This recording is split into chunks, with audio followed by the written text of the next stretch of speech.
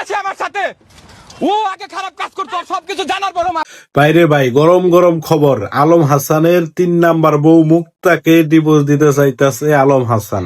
তো আলম হাসানের বউ মুক্তা নিজের মুখেই বলছে, মানে তার বাসায়, মানে কি বলবো ভাই, ভিডিও গুলা একটু একটু যা শর্টকাটে দেখাইতেছি, যদি বুঝতে পারেন তো ভালো, না বুঝতে পারলে ভাই কিছু বলার নাই।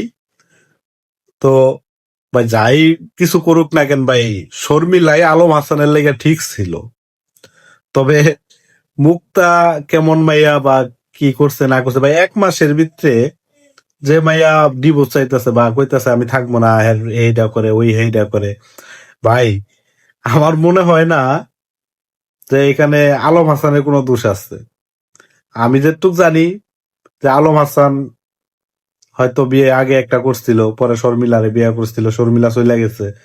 তো এই সরলতার সুযোগটা নিয়ে হয়তো শর্মিলাই তার সাথে এই প্রতারণাটা করছে।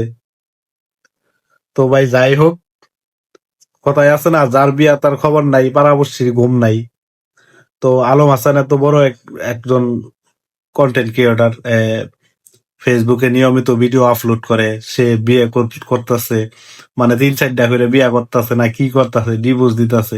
আর মূল কথা হইতেছে ভাই, কয়দিন আগে মুক্তাকে নিয়ে কক্সবাজার দিয়ে ঘুরে আসলো, ভিডিও গুলা দেখলাম, তো ভাবলাম যে না ভালোই আছে ভাই। ইদারিং আবার ফট করে দেখি ভাই আজকের এই মানে গরম গরম খবরটা পাইয়া কি বলবো ভাই, মনটা খুবই ভালো লাগতেছে।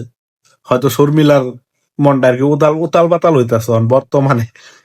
তো যাই হোক ভাই, কারো নিয়ে টানাটানি করবার চাই না, তো এই যেটুক বলা সেটুকুই বললাম। তো এখন মনে হয় শর্মিলারে আবার আনবো কিনা। তো আমার মনে হয় যে আলম হাসান শর্মিলারে আনার জন্য এই মুক্তার লগে এই নাটকটা করতেছে। তো যাই হোক ভাই, তো সবাই ভালো থাকুক, সুস্থ থাকুক, এই দোয়াই করি।